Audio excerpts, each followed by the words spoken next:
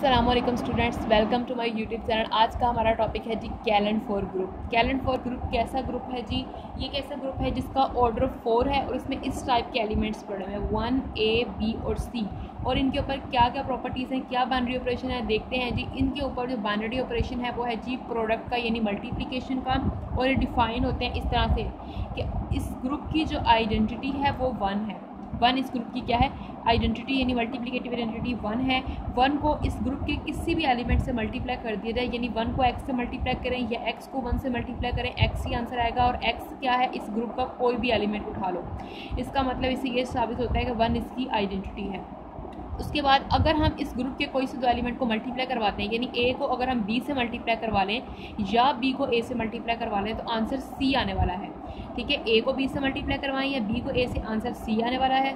a को c से multiply करवाएं या c को a से, आंसर हमारे पास b आने वाला है। स्टूडेंट्स देखें कि हमारे पास यहाँ पर कोई से भी दो एलिमेंट को अगर हम मल्टीप्लाई करवाते हैं, a को b से करवाते हैं तो c आंसर आ जाता है, a को c से करवाते हैं तो b आंसर आ जाता है, b को c से करवाते हैं तो a आ जाता है। यानी कि कोई से दो नंबरों का जब हम मल्टीप्लाई करवाते हैं इन तीनों में से किसी दो नंबर्स को, तो उनका आंसर कोई तीसरा नंबर हमारे पास आ जाता है इन तीनों में से जो रह गया होता है। जैसे देखें, a को c से करवाया तो b आया, b को c से करवाया तो a आया। अब देखें, और हमारे पास a dot a, b dot b, c dot c equal है 1 के। इसका मतलब ये है कि हर एलिमेंट जो है अपने आप का इन्वर्स है, कि हर एलिमेंट को हम उसी एलिमेंट से मल्टीप्लाई करवाते हैं तो आंसर आइडेंटिटी दे रहा है। इसका मतलब a का इन्वर्स a है, b का इन्वर्स b है, c का मल्टीप्लिकेटिव इन्वर्स c है।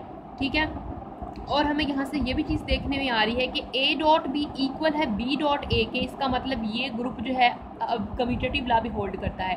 इसका मतलब ये हमारे पास साइक्लिक ग्रुप भी है। देखिए, इसने ग्रुप की सारी प्रॉपर्टीज़ को सेटिस्फाई किया। आइडेंटिटी एलिमेंट एग्जिस्ट करती है, inverse of each element exist करता है, और उसके बाद इसके पास कोलेयर प्रॉपर्टी भी होल्ड करती है कि किसी भी दो नंबर्स को मल्टीप्लाई कर रहे हैं तो ग्रुप में ही आंसर आ रहा है, इसमें से ही आंसर आ रहा है। हम इसका मल्टीप्लिकेशन टेबल भी बना के देख लेते हैं। मल्टीप्लिकेशन टेबल बनाएंगे जी। 1 A B C, 1 A B C। तो अब 1 को 1 से मल्टीप्लाई करेंगे 1 आएगा, ये A आएगा, ये B आएगा, ये C। A को 1 से मल्टीप्लाई किया A स्क्वायर आ जाएगा, और A स्क्वायर किसके इक्वल है जी? 1 के इक्वल है, क्योंकि A का ही इन्वर्स है। a को b से मल्टीप्लाई करेंगे तो हमारे पास c आंसर आएगा, a को c से करेंगे तो b आंसर आएगा, b को 1 से करेंगे b आएगा, b को a से करेंगे तो हमारे पास c आएगा, b को b से करेंगे तो हमारे पास आपस में इन्वर्स है तो 1 आ जाएगा, b को c से करते हैं तो a आ जाता है, c को 1 से करते हैं c को a से करते हैं तो b, उसके बाद c को अगर हम b से करते हैं तो हमारे पास a, c को c से करते हैं तो 1। देखिए, सारे एलिमेंट सेट के ही आए और हमारे पास आइडेंटिटी एलिमेंट भी है, इन्वर्सेस भी हैं, सारी प्रॉपर्टी सेटिस्फाई हो रही हैं और कम्यूटेटिविटी भी जो है वो भी फुलफिल हो रही है। इसका मतलब कि ये ग्रुप अबेलियन भी है। कैलेंड फोर ग्रुप अबेलियन ग्रुप है अंडर मल्टीप्लिकेशन। यहाँ तक आपको समझ में आई। अब यहाँ पर अब हम लोगों को ये देखना है कि इस ग्रुप के अंदर सब ग्रुप्स कितने हैं, इन ग्रुप्स के एलिमेंट्स का ऑर्डर कितना है, किस किस ऑर्डर के एलिमेंट्स हैं, ये ग्रुप साइक्लिक है कि नहीं, ये सारी चीज़ें देखनी है। तो आए देखते हैं जी। अब इसके एलिमेंट्स की तरफ चलते हैं। एलिमेंट है 1 A B C, इनका ऑर्डर फाइंड करते हैं जी। 1 का ऑर्डर क्या होगा, यानी ऑर्डर कैसे फाइंड करते हैं? अंडर मल्टीप्लिकेशन के उसकी पावर्स चढ़ाते जाएं तब तक जब तक आइडेंटिटी एलिमेंट ना रहे, यानी ऐसी स्मॉलेस्ट पॉजिटिव पावर हमने लेनी है उस नंबर की कि हमारे पास आइडेंटिटी के इक्वल आ जाए, तो वही स्मॉलेस्ट पॉजिटिव पावर जो होगी उसकी, वो हमारे पास क्या होगी, उसका ग्रुप, उसका ऑर्डर होगा।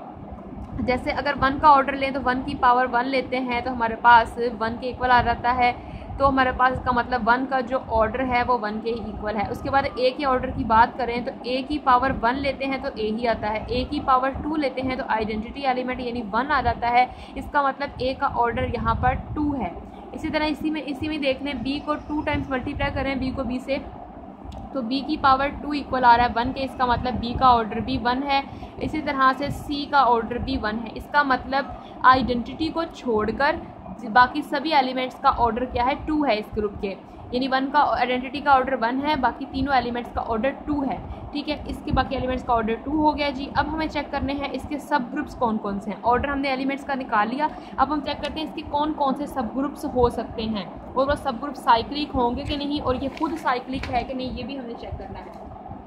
तो सबसे पहले आते हैं जी, यहाँ V4 के एलिमेंट्स लिख लेते हैं जो कि हैं 1 A B और C।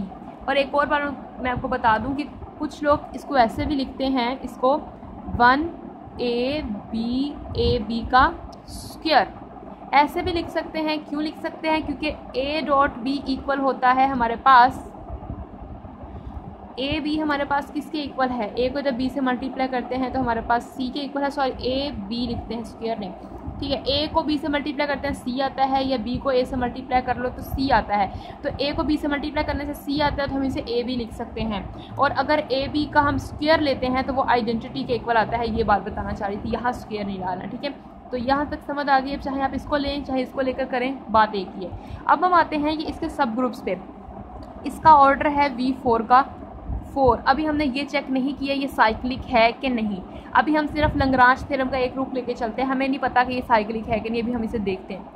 अभी ये इसका ऑर्डर 4 है, तो 1 डिवाइड करता है 4 को, 2 डिवाइड करता है 4 को, 4 डिवाइड करता है 4 को। अब इसका सब ग्रुप या तो ऑर्डर 1 का हो सकता है, 2 ऑर्डर का हो सकता है, 4 ऑर्डर का हो सकता है। अगर 1 ऑर्डर का हो सकता है तो हमारे पास क्या आ जाएगा इसका सब ग्रुप? 1 ऑर्डर का यही आ सकता है, ट्रिवियल सब ग्रुप। 2 ऑर्डर का देखें, सबसे पहले आइडेंटिटी एलिमेंट आएगा, उसके बाद यहाँ पर वो एलिमेंट आएगा जो अपने आप का ही इन्वर्स हो। हमें पता है इसमें हर एलिमेंट अपने आप का ही इन्वर्स है, तो इसका मतलब यहाँ पर हम लिख देंगे जी एक सब ग्रुप ये बन जाएगा 2 ऑर्डर का। 2 ऑर्डर का एक सब ग्रुप बन जाएगा 1B के, B भी अपने आप का इन्वर्स है। 1 ऑर्डर का सब ग्रुप 2 ऑर्डर का एक और सब ग्रुप बन जाएगा 1C लिखने या AB लिखने, क्योंकि C अपने आप का इन्वर्स है।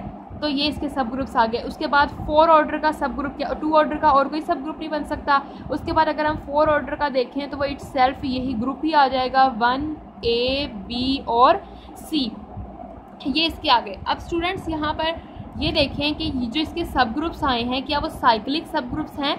देखें ये वाला सब ग्रुप तो ट्रिवियल है और इसमें सिर्फ आइडेंटिटी एलिमेंट है। हमें पता है कि हर आइडेंटिटी एलिमेंट वाला जो ग्रुप होगा वो हमारे पास साइक्लिक भी होगा, तो ये तो साइक्लिक है और इसका जनरेटर क्या है जी? 1 इसका जनरेटर है। इसको देखें क्या ये साइक्लिक सब ग्रुप है? इसके अंदर हमारे पास देखें, अगर हम कहें कि A इस ग्रुप को जनरेट करता है तो A की पावर जब हम लोग 0 लेंगे तो 1 आंसर आ जाएगा, 1 इसके अंदर आ गया। A की पावर 1 लेंगे तो A आ जाएगा। A की पावर 2 लेंगे तो हमारे पास क्या आएगा? 1 आएगा।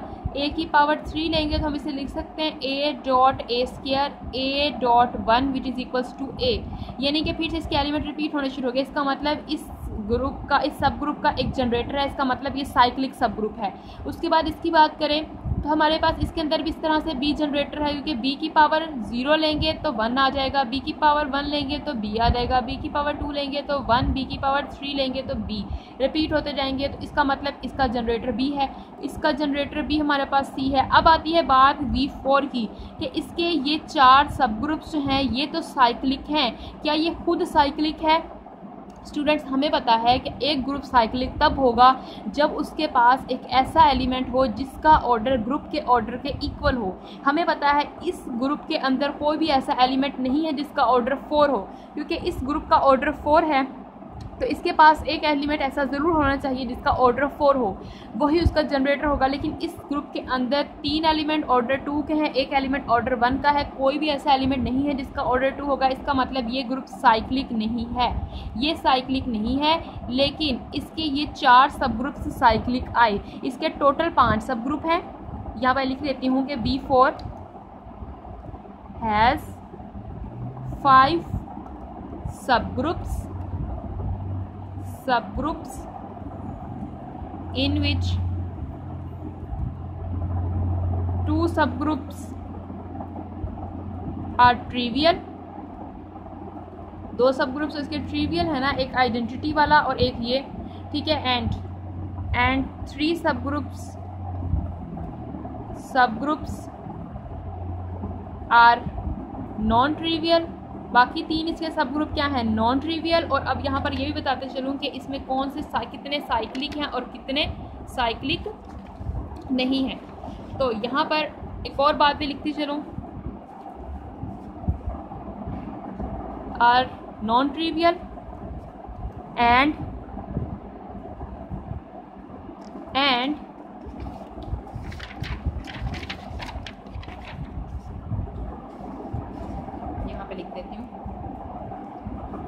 Okay and